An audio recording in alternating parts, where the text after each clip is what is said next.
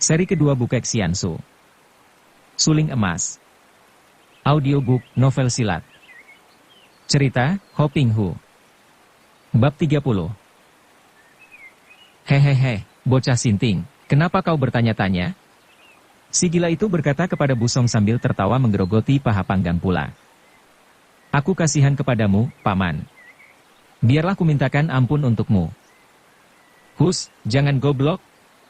Aku memang berdosa, aku mencuri paha panggang ini, hahaha, dan untuk itu aku harus menerima hukuman.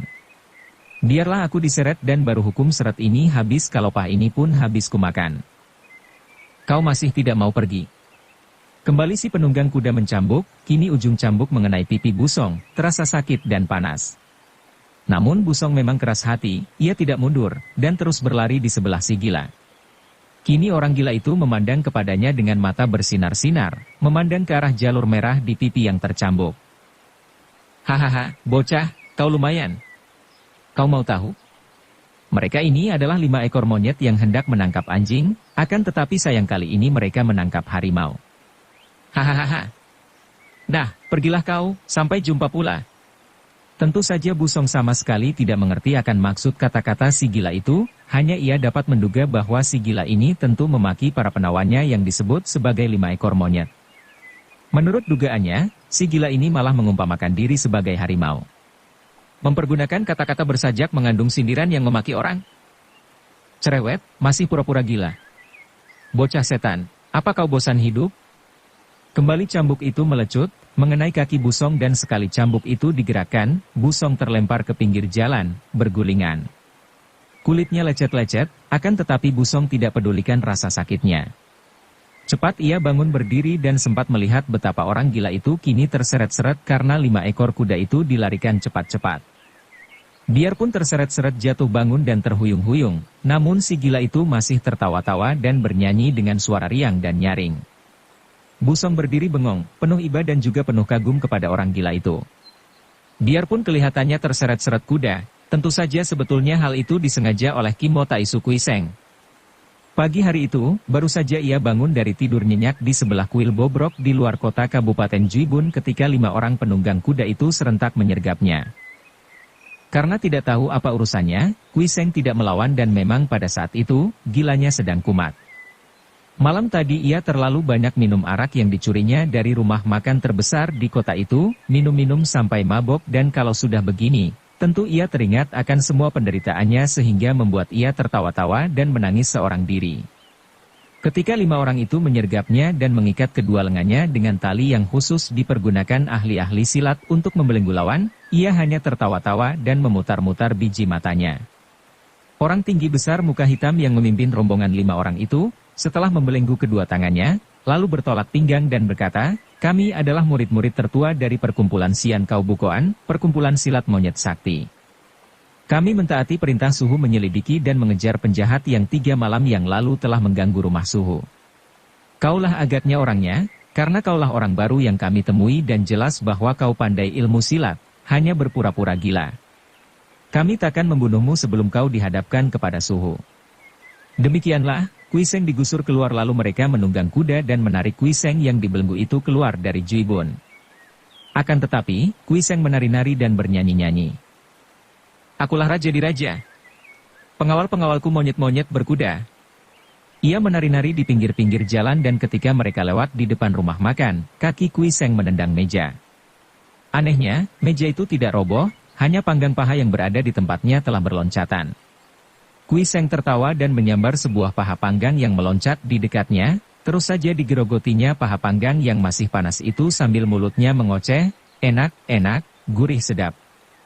Pemilik warung marah-marah, bersama beberapa orang pembantunya memungut paha panggang yang berjatuhan di tanah, kemudian mereka hendak memukuli orang gila itu. Akan tetapi si muka hitam membentak. Jangan sembarangan pukul tawanan kami. Nih. Kerugian muku ganti, ia melemparkan sepotong uang perak yang diterima oleh pemilik warung dengan girang. Arak-arakan itu kemudian menjadi tontonan, anak-anak menggoda Kuiseng, orang-orang tua mempercakapkan kejadian aneh itu. Menyaksikan tingkah Kuiseng yang mencuri paha panggang, dan melihat betapa kepala rombongan orang berkuda itu dengan baik membayar kerugian si tukang warung, otomatis semua orang berpihak kepada para penunggang kuda dan menduga bahwa orang gila itu tentulah telah melakukan perbuatan jahat. Kui Seng terus diseret berlari-lari di belakang kuda sambil tetap menggerogoti daging paha.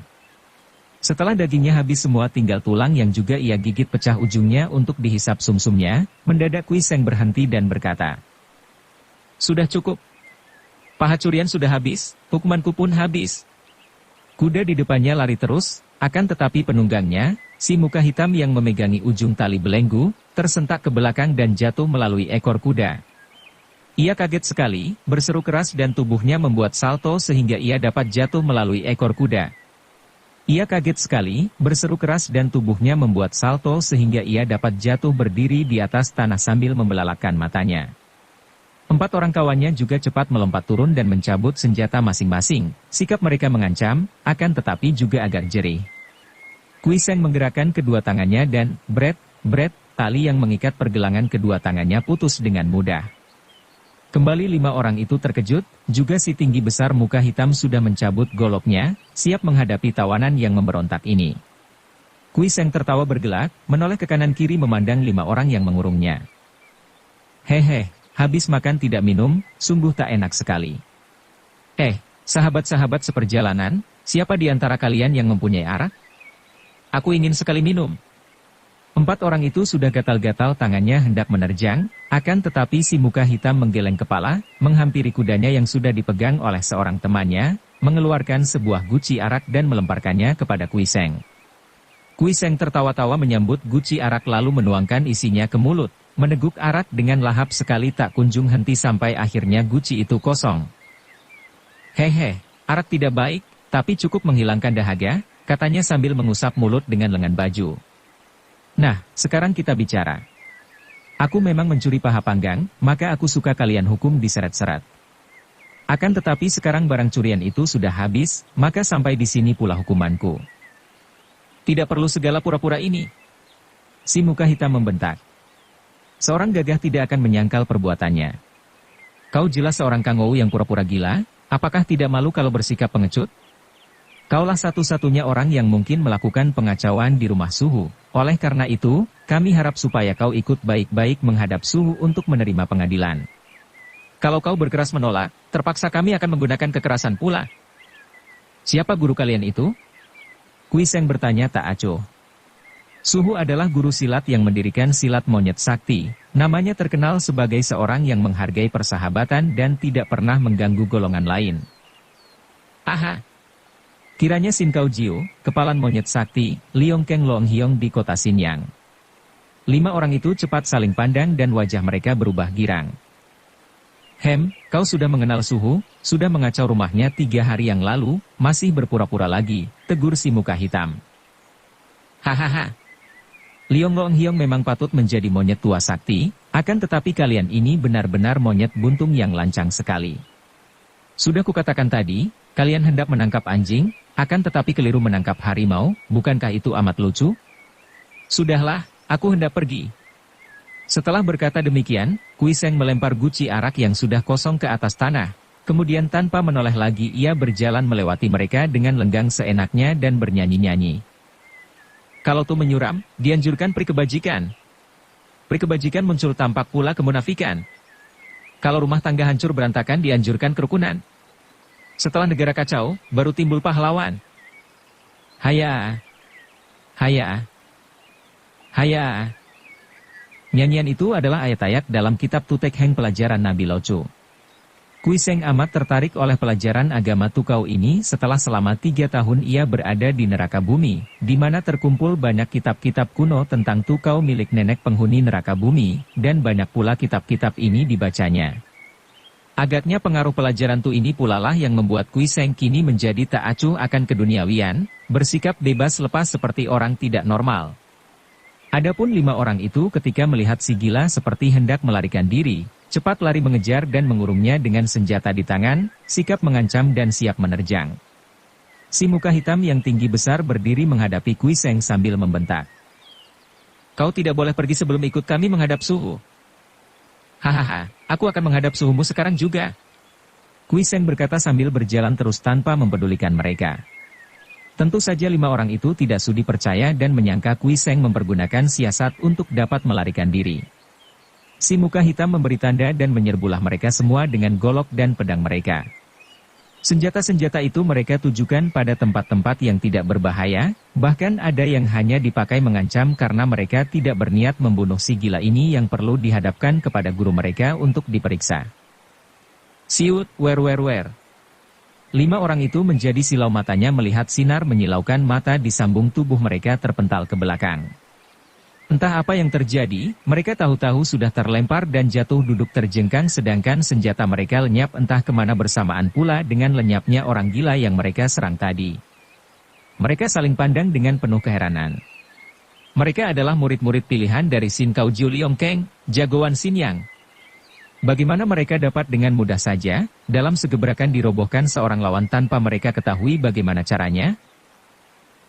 Toa Su Heng, kakak seperguruan tertua, lihat. Seorang di antara mereka berkata sambil menudingkan telunjuknya ke belakang. Si muka hitam dan adik-adik seperguruannya menoleh dan ternyata golok dan pedang mereka yang lenyap tadi telah menancap di atas tanah, di sekeliling guci arak yang kosong. Entah bagaimana bisa menancap di situ, dan kapan terjadinya, mereka sama sekali tidak dapat menerka. Dengan penuh keheranan, kekaguman, juga kekhawatiran karena perguruan mereka menghadapi seorang musuh yang sedemikian saktinya, mereka bangkit, membersihkan pakaian lalu mengambil senjata dan meloncat ke atas kuda yang mereka kaburkan cepat-cepat ke Xinyang untuk memberi laporan kepada guru mereka. Dengan cepat 5 orang itu membalapkan kuda karena mereka amat khawatir akan keselamatan perguruan mereka. Guru mereka harus diberi peringatan akan datangnya malapetaka dari tangan si Jembel yang sakti itu. 5 ekor kuda mereka sampai mandi peluh ketika akhirnya mereka memasuki Xinyang dan cepat-cepat mereka melompat turun di depan rumah besar yang pintu depannya terdapat tulisan Sin Kau Bukoan. Mereka berlima lalu lari masuk tanpa mempedulikan pertanyaan para murid lain yang berada di depan gedung. Mana Suhu? Kami harus cepat-cepat menghadap Suhu. Demikianlah ucapan mereka sambil berlari terus menuju ke ruangan dalam. Akan tetapi begitu mereka membuka pintu ruangan tamu, 5 orang murid ini berdiri seperti patung, membelalakan mata karena hampir tidak percaya kepada pandang mata dan pendengaran telinga sendiri. Suhu mereka, seorang tua berusia 60 tahun yang jenggotnya sudah putih semua, duduk di ruangan tamu, menjamu seorang tamu yang tertawa-tawa bergelak sambil minum arak, menimbulkan suasana gembira sedangkan suhu mereka juga tertawa-tawa. Seorang tamu berpakaian compang-camping yang bukan lain adalah Jembel gila yang mereka keroyok tadi. Orang gila itu kini menoleh ke arah mereka sambil mengangkat cawan arak dan berkata sambil tertawa. Haha, percayakah kalian sekarang bahwa aku akan menghadap Liong Long Hiong, orang tua gagah Shi Liong? 5 orang murid itu masih bingung dan khawatir. Orang gila itu memang sikapnya edan-edanan, jangan-jangan suhu mereka kena ditipu pula. Suhu mereka memang selalu ramah kepada siapapun juga, siapa tahu bahwa si gila inilah mungkin orang jahat yang mengacau 3 hari yang lalu.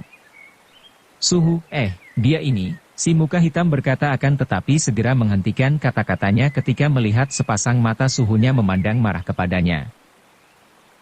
Apa-apaan kalian ini? Bersikap tolol terhadap tamu agung? Hayo lekas memberi hormat kepada yang terhormat Kim Mo Taisu. 5 orang itu merasa seakan-akan kepala mereka disiram air es. Tentu saja mereka sudah mendengar suhu mereka bicara dengan kagum akan seorang pendekar aneh yang menggemparkan dunia persilatan, yaitu seorang pendekar muda yang amat sakti dan jarang dapat ditemui orang namun yang perbuatan-perbuatannya membuat namanya menjulang tinggi di antara para pendekar lainnya, yaitu Kim Mo Taisu. Siapa kira nama besar ini dimiliki oleh seorang jembel muda? Patutnya nama julukan Kim Mo Taisu dipakai oleh seorang tua yang berwibawa. Kalau saja bukan suhu mereka yang memperkenalkan, sampai mati pun mereka takkan dapat percaya. Meremang bulu tengkuk mereka menawan dan menyeret-nyeret Kim Mo Taisu. Serempak 5 orang itu lalu menjatuhkan diri berlutut di depan Kui Seng sambil berkata, mohon Taisu sudi mengampuni kekurangajaran kami berlima. Sin Kau Liong Keng yang sudah tua itu tercengang dan bercuriga ketika melihat murid-murid kepala ini memberi penghormatan seperti itu kepada tamu-tamunya, maka cepat ia bertanya dengan suara keren. Apakah yang telah kalian perbuat terhadap dia? Si muka hitam segera menjawab, suaranya penuh penyesalan, Suhu, Tecu berlima dalam menyelidiki penjahat, telah salah duga dan kesalahan tangan menangkap Taisu, mohon suhu dapat mengampunkan Terecu. Hah? Kalian menangkap Kimo Taisu? Wah celaka. Gila betul murid-muridku. Harap Taisu suka memaafkan aku orang tua yang mempunyai murid-murid tolol. Liong Keng cepat-cepat menjura kepada Kui Seng. Kui Seng tertawa dan balas menjura. Wah, mengapa begini sungkan? Tidak aneh bila terjadi kesalahpahaman, kalau tidak ada kejadian itu, mana aku dapat mengetahui bahwa Loeng Hiong diganggu orang? Liong Keng duduk kembali, mengelus jenggotnya dan wajahnya kelihatan murung. Ia menarik napas panjang lalu memberi perintah kepada 5 orang muridnya untuk bangun. Dengan taat mereka bangkit dan mengambil tempat duduk di belakang suhu mereka. Kini pandang mata mereka terhadap Kimo Taisu berubah sama sekali, penuh keseganan dan kekaguman. Memang murid-muridku goblok, akan tetapi dapat dimengerti juga kesalahdugaan mereka karena dia pun seorang muda yang suka memakai pakaian jembel seperti Taisu. Dan dia lihai bukan main, ataukah agaknya aku yang sudah terlalu tua dan tiada guna. Kembali guru silat tua itu menarik napas panjang dan menggeleng-gelengkan kepalanya. Tiba-tiba ia bangkit berdiri, gerakannya cepat sekali, lalu ia menghadapi Kui Seng sambil berkata, Kimo Taisu, aku sudah tahu sampai di mana hebatnya kepandaianmu ketika kau membantuku setahun yang lalu di hutan ayam putih membasmi perampok, coba sekarang kau uji, apakah kepandaianku sudah amat merosot. Setelah berkata demikian, guru silat tua itu tiba-tiba menerjang Kimo Taisu yang masih duduk di atas bangkunya.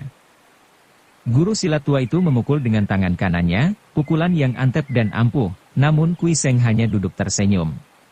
Ketika pukulan sudah tiba pada sasarannya, terdengar suara keras dan bangku yang diduduki Kui Seng tadi hancur berkeping-keping. Akan tetapi pendekar sakti itu sendiri sudah tidak berada di situ. Kejadian ini berlangsung cepat sekali, menghilangnya Kui Seng juga amat luar biasa sehingga guru silat dan 5 orang muridnya melongo, lalu celingukan mencari-cari dengan mata mereka. Haha, pukulan tanganmu masih ampuh sekali, Loeng Hiong, tiba-tiba terdengar suaranya dan ketika semua orang memandang, ternyata Kimo Taisu atau Kui Seng itu telah berada di sudut ruangan, punggungnya menempel pada sudut dinding bagian atas, seperti orang enak-enak duduk saja. Ternyata pendekar sakti itu sekaligus telah membuktikan kehebatan ginkangnya ketika ia menghilang, dan juga kekuatan wekangnya dengan cara menempelkan punggung pada dinding. Kau anggap pukulan tanganku masih cukup ampuh? Sekarang harap kau suka melihat ilmu toyaku, bagaimana? Cepat sekali guru silat itu tahu-tahu sudah menyambar sebatang toya, yaitu senjata tongkat atau pentung terbuat daripada sebuah kuningan dengan ujungnya baja, sebuah senjata yang berat dan keras bukan main. Kemudian toya itu diputar-putarnya sampai mengeluarkan angin berciutan, toyanya sendiri hilang bentuknya karena yang tampak hanya gulungan sinar kuning yang makin lama makin berkembang lebar. Terdengar suara keras berkali-kali dan di lain saat si guru silat sudah meloncat turun, toyanya melintang di depan dada, dan ia bengong memandang ke atas di mana tadi Kimo Taisu berada. Pendekar sakti itu sudah tidak berada di atas dinding itu memperlihatkan akibat serangan yang hebat tadi, yaitu berlubang-lubang pada 7 tempat, tepat di bagian tubuh yang berbahaya. Wah, ilmu toyamu masih amat luar biasa Loeng Hiong. Tiba-tiba Kimo Taisu berkata dan kiranya pendekar ini tadi melompat ke sudut lain dari ruangan itu dengan gerakan demikian cepatnya sehingga tak tampak oleh mereka yang berada di ruangan itu. Kini ia menghampiri si guru silat tua sambil menjura dan tertawa-tawa, kau yang begini tua masih sehebat ini, benar-benar harus diberi ucapan selamat dengan seguci arak wangi. Liong Keng tersenyum dan melempar toyanya ke arah muridnya yang cepat menerimanya dan menyimpannya. Hahaha, pujianmu kosong, dan orang setua aku ini sudah tidak butuhkan itu lagi. Taisu kalau kau menganggap bahwa ilmuku masih belum berkurang, maka makin sukarlah penasaran ini dibereskan. Hei! Ambil lagi guci besar arak wangi untuk Taisu.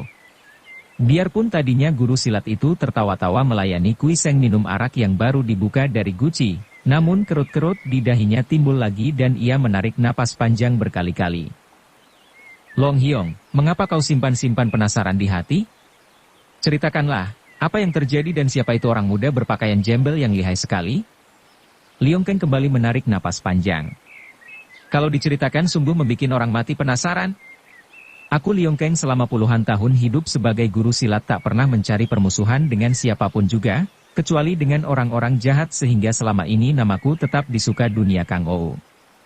Siapa tahu, sekali ini namaku hancur oleh seorang bubeng Xiaokat, orang kecil tak terkenal. Dengan suara penuh penasaran ia lalu bercerita akan peristiwa yang menimpa padanya beberapa hari yang lalu. Liong Keng seorang guru silat yang terkenal, guru silat walaupun merupakan guru bayaran, namun dalam menerima murid ia tidaklah asal orang mampu membayarnya saja. Ia memilih calon murid yang berbakat dan yang berkelakuan baik-baik, bahkan banyak di antara muridnya yang karena miskin tidak mampu membayarnya. Ada seorang murid perempuan, anak seorang janda miskin yang amat dikasihinya sehingga ketika janda itu meninggal dunia, murid perempuan yang bernama Beilon itu ia pungut sebagai puterinya, karena guru silat itu sendiri memang tidak mempunyai keturunan. Beilon menjadi murid yang pandai dan anak yang berbakti, wajahnya cukup cantik sehingga guru silat itu tentu saja mengharapkan mantu yang pantas. Sebagai seorang gadis yang pandai silat, puteri Sin Kau Jiu Liong Keng, Beilon bukanlah gadis pingitan yang selalu berada di dalam kamarnya. Ia sudah biasa keluar pintu, bahkan biasa pula menggunakan kepandaiannya untuk membela si lemah yang tertindas. Tidak ada orang yang berani mencoba-coba mengganggunya, karena selain gadis itu sendiri pandai silat, juga orang merasa sungkan bermusuhan dengan Sin Kau Jiu itu, Liong Keng dan murid-muridnya yang banyak jumlahnya. Akan tetapi, sepekan yang lalu, demikian guru silat itu melanjutkan ceritanya. Beilon memasuki sebuah tempat judi karena tertarik. Di tempat itu tentu saja berkumpul banyak penjahat dan di situ pula Beilon mendengar ucapan kurang ajar. Terjadilah keributan dan beberapa orang lelaki yang kurang ajar itu dihajar kalang kabut oleh Beilon sehingga mereka itu lari tunggang langgang.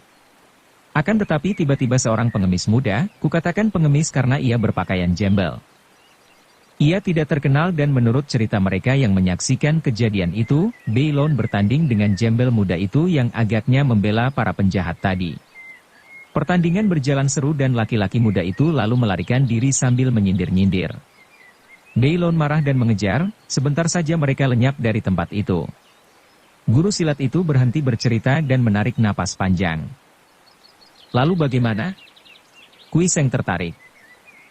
Tak seorang pun tahu kemana mereka pergi berkejaran, karena sampai sehari semalam Beilon tidak pulang. Aku menjadi khawatir dan pada keesokan harinya aku sendiri pergi mencari. Aku mendapatkan Beilon di dalam sebuah kuil kosong di hutan sebelah barat kota. Melihat wajah guru silat itu merah padam, Kui Seng menduga-duga. Dan pengemis itu? Dia tidak ada, entah berada di mana. Akan tetapi sikap Beilon luar biasa sekali. Anakku itu dengan sikap yang aneh menyatakan tidak ingin pulang karena ia sudah menjadi istri Kaiong. Kaiong, raja pengemis? Kui Seng tertegun. Demikianlah pengakuannya. Ia menyebut Kaiong kepada laki-laki muda jembel itu. Aku marah dan memaksanya pulang karena kuanggap Beilon sedang dalam keadaan tidak sadar. Dan setibanya di rumah, ia hanya menangis, tidak mau bicara apa-apa kecuali menyatakan hendak ikut ke Aiong. Malam harinya, 3 hari yang lalu, di depan hidungku sendiri tanpa aku dapat berbuat sesuatu, bangsat itu datang dan membawa pergi Beilon. Apa? Bagaimana terjadinya? Kui Seng kaget.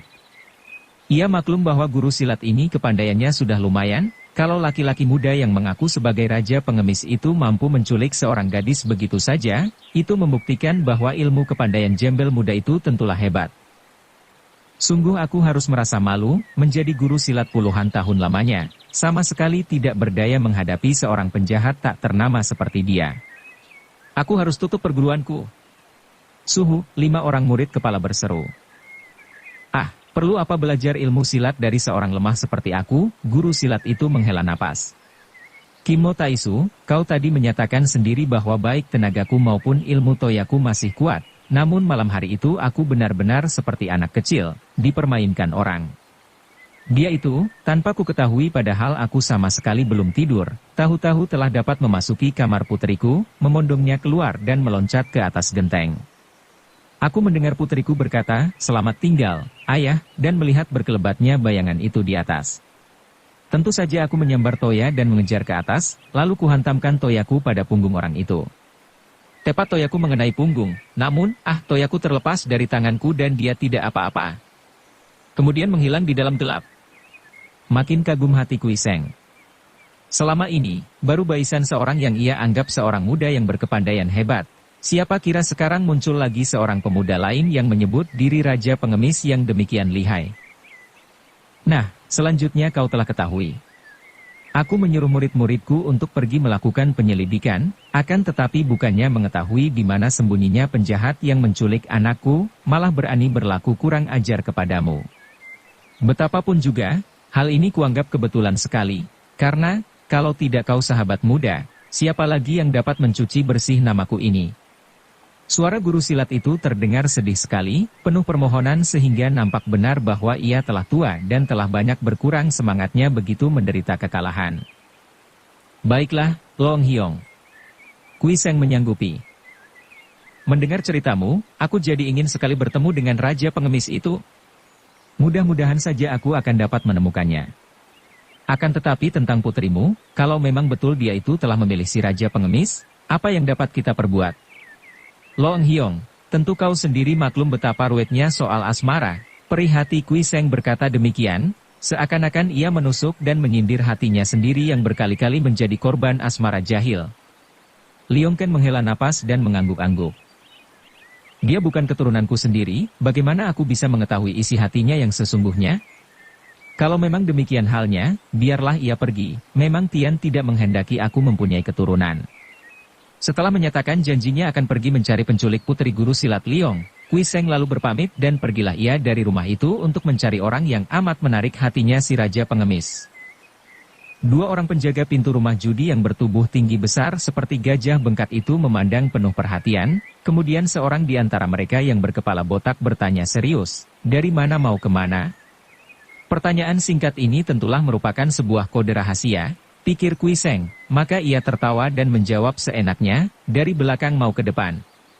Sejenak kedua orang penjaga itu tercengang mendengar jawaban ini, kemudian mereka tertawa bergelak dan orang kedua yang hidungnya bengkok ke atas menghardik. Jembel kapiran. Hayo lekas pergi, di sini bukan tempat kau mengemis. Tempat apa sih ini? Kui Seng bertanya, berlagak orang sinting. Di sini rumah judi, mau apa kau tanya-tanya? Hayo lekas minggat, apa kau ingin kupukul mampus? Bentak si botak sambil mengepal tinjunya yang sebesar kepala Kui Seng itu di depan hidung si pendekar sakti. Waduh, tanganmu bau kencing kuda. Kui Seng menutupi hidungnya, lalu menjauhkan mukanya dan memandang kepada papan nama di depan pintu, mengerutkan keningnya dan membacanya dengan lagak sukar. Sedangkan si botak itu otomatis menarik kepalanya dan mencium tangannya itu. Agaknya memang bau tangannya itu, karena hidungnya bergerak-gerak seperti hidung kuda diganggu lalat. Kemudian ia marah besar, baru merasa bahwa ia dipermainkan, akan tetapi sebelum ia sempat memukul, ia dan kawannya yang berhidung bengkok itu memandang heran karena pengemis itu sudah membaca papan nama dengan suara keras, Ban Hao Apokoan, rumah judi Selaksa Bunga. Wah, kebetulan sekali, aku paling gemar berjudi. Sekaligus kemarahan dua orang itu berubah menjadi keheranan. Mana ada seorang jembel pandai membaca huruf, dan mana mungkin jembel itu masih gemar berjudi pula? Setan sampah! Makan saja kau harus minta-minta, bagaimana kau bisa berjudi? Apakah taruhannya sisa makanan? Ejek si botak dan kedua orang penjaga pintu ini tertawa bergelak sambil memegangi perut mereka yang gendut. Mendadak suara ketawa mereka terhenti dan mata mereka melotot lebar memandang tangan Kui Seng yang sudah mengeluarkan sebuah kantung kuning berisi penuh uang perak yang berkilauan. Apakah modal sekian ini kurang cukup? Dua orang itu menelan ludah menaksir-naksir bahwa kantung itu isinya tidak kurang dari 100 tael perak. Kemudian mereka mengangguk-angguk. Cukup, silakan masuk. Kui Seng menutup kantungnya dan dengan lenggang kangkung ia melangkah masuk, diawasi dua orang penjaga yang terheran-heran. Akan tetapi Kui Seng tidak mempedulikan mereka, terus saja melangkah masuk ke dalam ruangan yang cukup luas, di mana terdapat banyak orang mengelilingi beberapa buah meja judi. Ngeri hati Kui Seng ketika menyaksikan orang-orang yang berjudi. Bukan seperti wajah manusia lagi, melainkan seperti sekelompok binatang kelaparan. Muka penuh peluh, berkilauan basah, mata melotot dan seluruh uratnya menegang. Sinar mata penuh kerakusan, kemurkaan, sedangkan yang kehabisan uang kelihatan putus asa, penasaran, dendam, dan iri. Tempat setan dan iblis berpesta pora, pikir Kui Seng.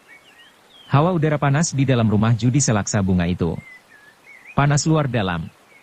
Luar panas karena kurang hawa, dalam panas karena pengaruh uang. Kui Seng menghampiri meja tengah yang paling besar dan paling ramai. Bersambung ke bab 31. Dukung kami dengan subscribe, follow, like, komen dan share. Terima kasih.